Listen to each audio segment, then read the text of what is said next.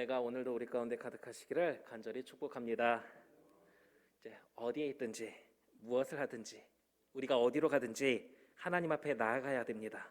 그런데 그게 어렵습니다. 무엇이 어렵습니까? 여러 가지 일들에 매여서 그렇게 하기가 어려운 겁니다. 수많은 사람들이 아직도 하나님 앞에 나오지 않고 하나님을 믿지 않습니다.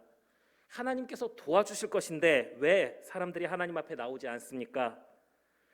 기도하자마자 바로 이루어지면 나의 기도를 응답하신 하나님께 감사의 고백을 드리면서 어떤 일들이 있다 하더라도 하나님 앞에 나올 텐데 하나님의 도움을, 기도의 응답을 받지 못했기 때문입니다. 우리 성도님들은 하나님의 도움 받으셨습니까? 하나님께 간구한 기도의 응답들 받으셨습니까?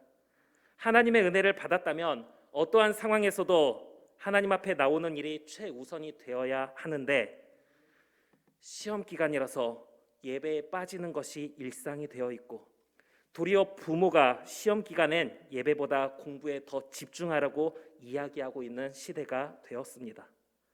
하나님의 은혜를 못 받아서 그런 모습을 보인다면 이해가 되는데 하나님의 은혜를 받았다면서도 하나님보다 다른 것이 더 우선시되고 있습니다. 왜 그런 것입니까? 기도하는데 기도가 즉시 이루어지지 않아서 그렇습니다. 성도님들이 기도할 때 기도의 응답 언제 받으십니까?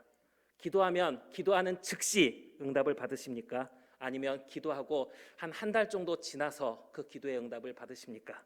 그것도 아니면 기도하면서 한 1년 정도 아니면 그 이상의 시간이 지나서 기도의 응답을 받으십니까? 아프고 고통스럽고 힘들어서 주저앉고 싶을 때, 절망하며 포기하고 싶을 때, 그래서 간절한 마음으로 하나님을 바라보며 통곡하며 기도하는데 기도의 응답이 없는 그런 경험 혹시 있으십니까? 간절함으로 기도하는데 응답이 없을 때 어떤 상황이었습니까?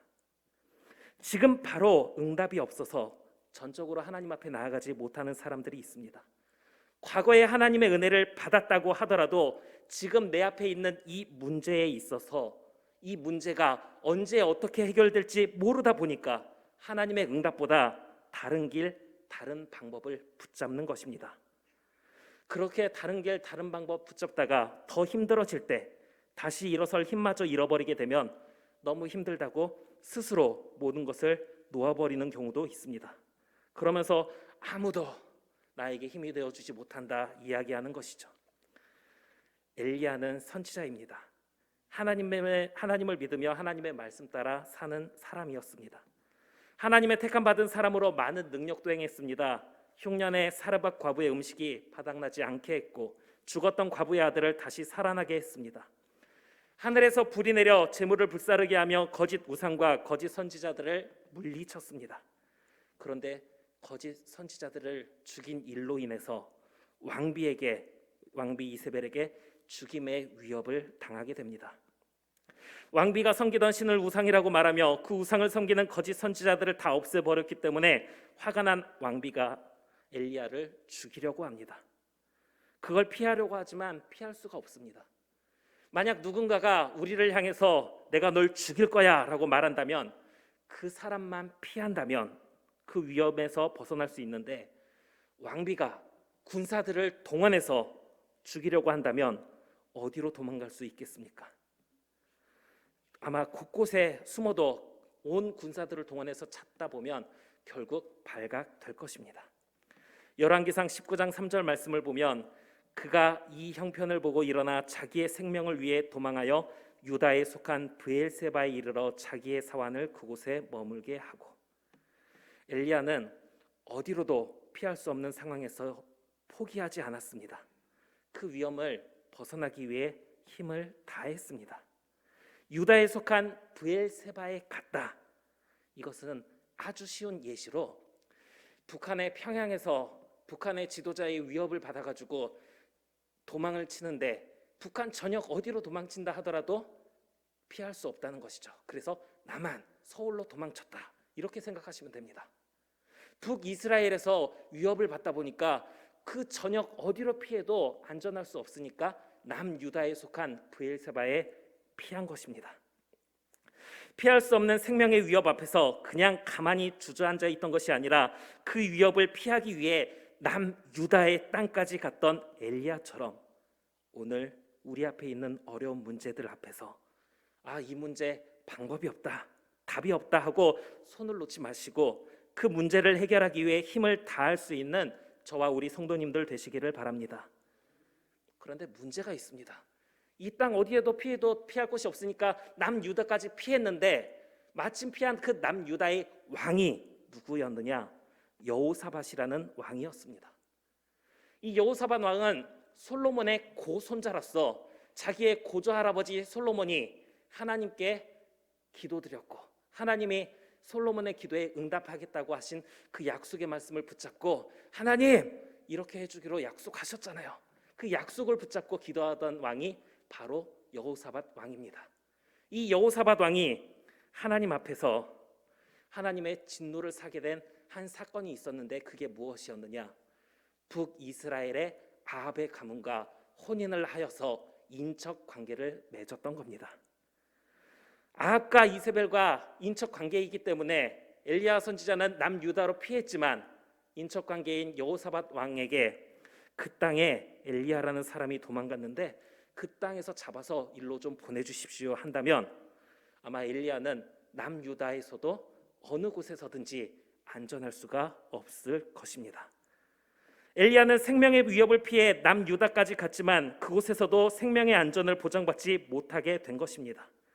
가만히 주저앉아 포기한 것도 아니고 마지막까지 발버둥치며 이 어려움을 해결하려고 애썼는데 그럼에도 불구하고 그 문제를 해결하지 못할 때 우리는 어떻게 합니까? 열왕기상 19장 4절 말씀을 보면 자기 자신은 광야로 들어가 하룻길쯤 가서 한 로뎀나무 아래에 앉아서 자기가 죽기를 원하여 이르되 여호와여 넉넉하오니 지금 내 생명을 거두시옵소서. 하나님께 자신의 생명을 거두어 달라고 기도합니다.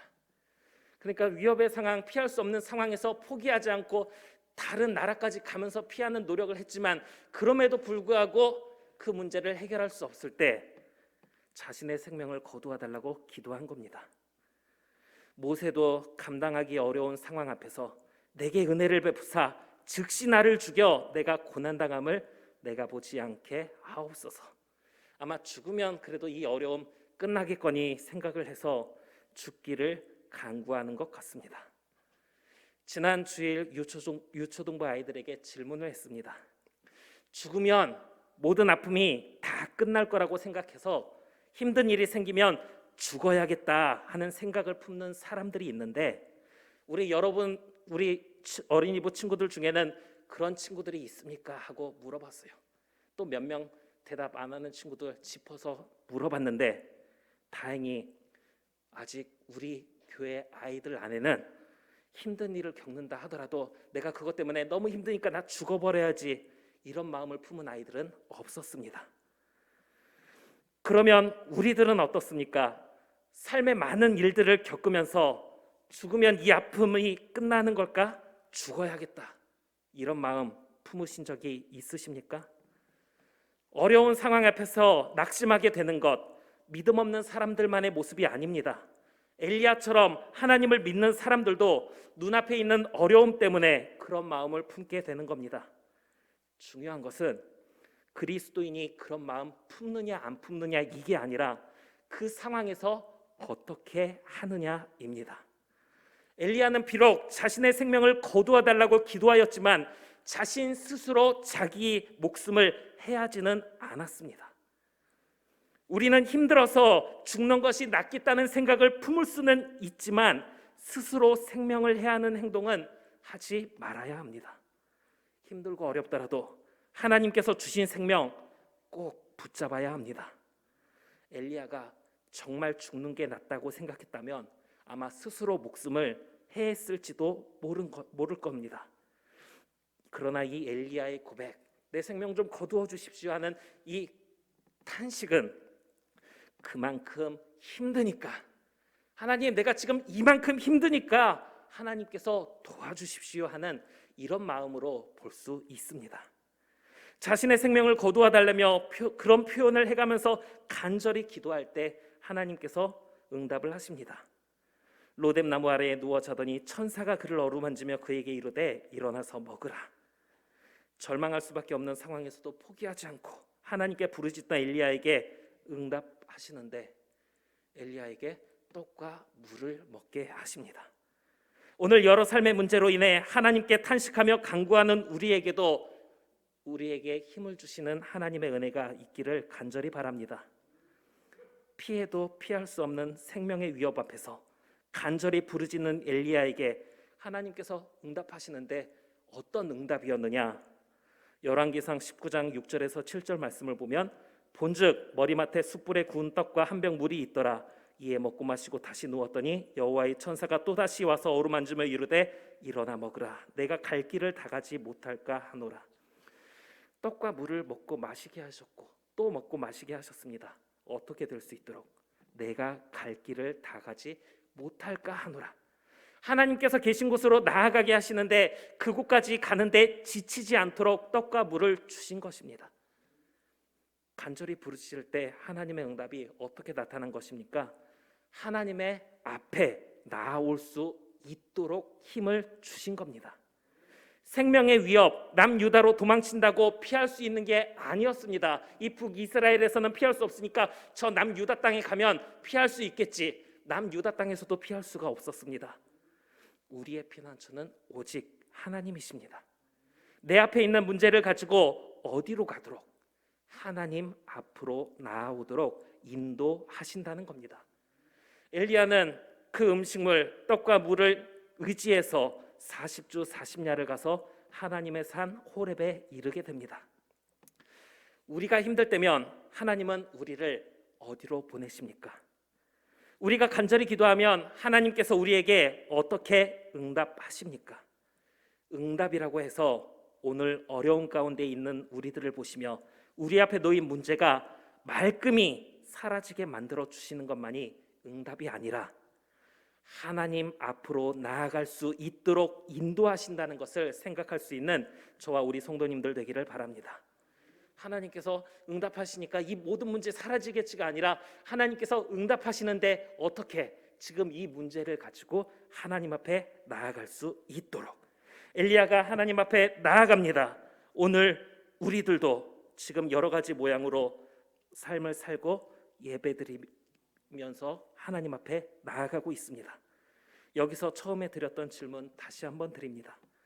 교회에 하나님 앞에 와서 간절히 부르짖으면 기도의 응답 언제 이루어집니까? 믿는 사람들이다 보니까 응답이 없다고 생각하지는 않을 텐데 분명히 응답은 하실 텐데 언제 이루어집니까? 지금 간절히 부르짖는 기도 언제 이루어지기를 바라고 계십니까? 당연히 통곡하며 간절히 부르짖는 기도라고 하면 상황이 시급한 만큼 속히 응답을 받아야 하는데 엘리야가 정말 그런 상황 속에서 하나님 앞에 나아갔습니다. 하나님의 산 호렙에 나아갔는데 그곳에 무엇을 맞이하게 되느냐? 그곳에서 큰 바람을 맞게 됩니다. 우리나라에서는 바람의 무서움을 많이 경험하지 못합니다. 미국의 토네이도처럼 집이 망가지는 모습 정도를 경험해야 이 바람의 무서움을 알 텐데 그런 일들이 좀 적다 보니까 어느 정도의 바람일지 짐작이 안 되지만 크고 강한 바람, 바위를 부술 정도의 바람이라고 성경은 기록하고 있습니다. 더군다나 바람 가운데 여호와께서 계시지 아니하며 생명의 위협을 받는 그 절망의 상황에서 그 안에서 하나님을 보지 못합니다. 무섭고 두려운 큰 바람만 그 앞에 있을 뿐 하나님의 위로와 도움이 없습니다. 너무나도 힘든 상황이니까 도와주셔야 되는데 힘들고 지쳐서 못 견디겠다고 고백하는 엘리야에게 하나님은 응답하시는 듯 이끄시면서 더욱더 두려운 상황을 맞게 하셨습니다. 이게 지금 어떤 상황이냐고 하면 지금 내가 너무나도 마음이 답답하고 괴로워서 하나님 앞에 나와 통곡하며 기도하는데 하나님의 위로와 도움의 손길을 느끼지 못하고 도리어 어려움만 가중되고 있다 생각하시면 됩니다. 내가 내 문제, 내 자녀의 문제, 가족의 문제, 뭐 직장이나 사업의 문제, 여러 가지 문제 때문에 괴로워가지고 하나님 앞에 통곡하는데 어떤 위로와 평안도 없이 그 문제가 더 힘들어지고 있다 생각하시면 됩니다. 오늘 이 밤에 하나님께 기도할 때 내 마음에 위로와 평안이 없고 문제가 해결되지 않으면 어떻게 하시겠습니까? 하나님의 위로와 도움도 없이 두려움만 더 가득해지는 상황에서도 엘리야는 포기하지 않고 하나님께서 이끄셨던 자리, 호렙으로 하나님께서 인도하셨는데 그 자리를 지켰습니다. 우리가 간절히 기도하는데 어려운 상황이 계속될 때 이렇게 위로하는 경우가 많습니다. 우리가 지금 하나님과 가까워지려다 보니까 사탄이 더 심하게 괴롭히는 것 같다. 우리가 하나님과 가까워지고 있다는 사실을 믿고 조금만 더 힘을 내보자. 아마 엘리야도 그런 마음처럼 견디고 또 견뎠을 것 같습니다. 그런데 큰 바람의 두려움을 견딘 후에 무엇을 보게 됩니까? 바람 후에 지진이 있으나 지진 가운데에도 여호와께서 계시지 아니하며 지진이 일어납니다. 말이 지진이지 지진 한복판에 있지 않으면 이게 얼마나 두려운 건지 체감하기가 쉽지 않습니다. 있는 힘을 다 쥐어짜내어 어려운 상황을 견디고 있는데 두렵고 힘든 상황이 계속되는 겁니다. 그런데 그 지진이 일어나는 상황에서도 하나님을 보지 못합니다. 왜 하나님은 이렇게 힘든 상황을 계속 주시면서 내 상황을 확 변화시키지 않으시는 것이겠습니까? 사랑하는 우리 계림교회 성도 여러분, 지금까지 우리의 삶을 돌아보면서 힘들고 어려운 상황, 내게는 한 번도 없었다거나 딱 한 번만 있었다라고 말할 분이 혹 계실지 모르지만 대체적으로 우리는 수많은 어려움들을 직면하게 됩니다. 어떤 사람은 1년에 한 번, 한 달에 한 번, 조금 과장되게 말하면 하루에도 수십 번씩 어려움 속에서 탄식하는 경우도 있습니다. 그래도 그 많은 상황에서 잘 견디고 지금까지 오지 않았습니까? 그래서 또 포기하지 않고 자리를 지키는데 이번에는 불이 일어납니다. 또 지진 후에 불이 있으나 불 가운데에도 여호와께서 계시지 아니하더니, 그러나 그 불의 두려움 속에서도 여전히 하나님을 볼 수가 없습니다. 절망의 상황에서 발버둥 치는데 모든 것을 포기할 정도의 마음을 품을 정도로 고통의 상황에서 그래도 하나님의 도움으로 하나님의 위로의 손길을 통해서 지금 하나님 계신 곳까지 나아왔는데, 여기까지 이렇게 왔는데 하나님께서 계시는 장소에서 하나님을 만나기는커녕 두렵고 무서운 상황만 계속되고 있는 것입니다. 기약이라도 있으면 좋으련만 얼마나 더 이 고통과 아픔이 나에게, 우리 가정에 지속될지 몰라서 견디기가 더욱 힘들어집니다. 그렇다고 하나님을 향한 믿음을 저버릴 수 있겠습니까? 우리가 수많은 어려운 일들을 겪음에도 불구하고 하나님을 떠나지 않는 이유가 하나님께서 함께 하시기 때문 아니겠습니까? 지치고 지친 상황에서 하나님의 섭리가 있다는 것을 알지만 하나님께서 함께 하심을 느끼지 못하는 상황에서도 엘리야가 폭풍을 견디고 지진을 견디고 그 다음 불이 일어나는 상황까지 견딜 때, 열왕기상 19장 12절 말씀을 보면 불 후에 세미한 소리가 있는지라, 엘리야는 그 모든 상황들 후에 하나님의 음성을 듣게 되었습니다. 사랑하는 계림교회 성도 여러분, 힘들고 어려운 일들이 우리 삶에 없을 수는 없습니다. 힘든 상황에서 하나님 앞에 나와 기도하는데도 내 상황이 달라지지 않을 때, 지금까지도 달라지지 않았고 안 할 수 없어서 오늘도 기도하지만 간절히 기도해도 전혀 내 어려운 상황이 달라지지 않는 걸 보게 되더라도 하나님 없나 보다, 기도해도 소용없다라며 포기하지 마시기 바랍니다. 지금 당장은 응답이 없다고, 내가 원하는 대로 되지 않는다고 포기하지 말아야 합니다. 어떤 상황이 우리 앞에 온다 하더라도 포기하지 말고, 고통의 순간은 힘들지만 그 뒤에 있는, 고통 뒤에 있는 무엇, 고통의 상황 뒤에 있는 폭풍과 지진과 불, 이런 거 말고 또 그 뒤에 있는 세미한 음성, 하나님의 도움의 소리, 이 하나님의 응답하심을 듣고 우리 삶에 하나님의 은혜를 잊게 되는 저와 우리 성도님들 되기를 바랍니다. 내가 마지막으로 한 번만 더 기도해 보는데 그래도 안 되면 말아야지, 이런 마음 품지 마시라는 겁니다. 성경을 보면 어느 누구 하나 쉽고 편안한 가운데 하나님의 응답하심을 받고 생활한 사람은 없었습니다.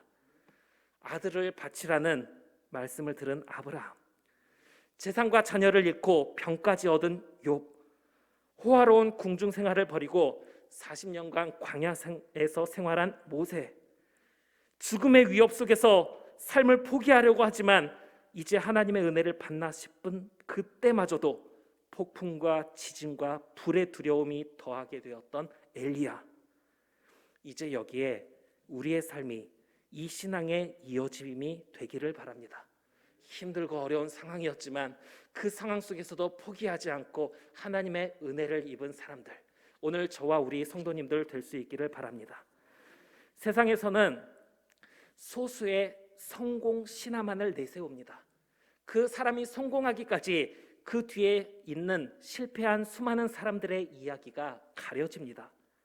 힘들고 어려울 때 기도하고 응답받았다 하는 단순한 그 부분만 보지 마시고, 어렵고 힘든 상황에서 기도하고 간절히 하나님 앞에 나아감에도 불구하고 전혀 달라지지 않는 삶, 우리는 그런 사람을 보며 좋은 생각을 갖지 못할 수 있지만 그럼에도 불구하고 끝까지 하나님을 바라보는 가운데 마침내 우리 삶에 역사하시는 하나님의 은혜를 받게 되는 삶. 엘리야가 하나님의 도움을 받고 호렙까지 갔는데 거기서 하나님을 만나지 못한 채, 위로와 도움을 받지 못한 채 중간에 포기했다면 엘리야는 들을 수 없었을 것입니다. 바위를 부수는 바람을 견디고서도 지진 앞에서 뒤돌아섰다면, 지진까지 견디고서도 두려운 불 앞에서 하나님을 만나지 못한다고 돌아가 버렸다면 그 후에 들린 세미한 음성을 듣지 못했을 수도 있습니다. 오늘 우리의 기도 언제 응답이 이루어집니까? 얼마만큼 포기하지 않고 기도하시겠습니까? 베드로는 다른 사람을 용서해 주라고 예수님이 말씀하실 때 내가 7번까지 용서해 주면 되겠습니까? 라고 말했습니다. 기도의 응답이 즉시에 없을 때 내가 그래도 한 7일은 기다려 보겠습니다, 내가 7년은 참아 보겠습니다, 다짐할 수 있으십니까? 그런데 예수님의 말씀은 70번에 7번도 용서하라는 것이었습니다. 그렇다면 70년이든 700년이든 기도해도 내가 기도한 대로 안 이루어졌다고 하나님을 향한 믿음을 멈추지 마시고 오늘 이 밤에도 끝까지 하나님을 붙잡으며 하나님 앞에 나아갈 수 있는 저와 우리 성도님들 되시기를 바랍니다. 그러면 불 후에 들리는 세미한 소리, 바로 이 모든 일들 이후에 있을, 이 일들 이후에 있을 하나님의 응답하심을 저와 우리 모두가 받게 될 줄로 믿습니다. 이 은혜를 받는 저와 우리 모든 성도님들 될 수 있기를 간절히 소망합니다.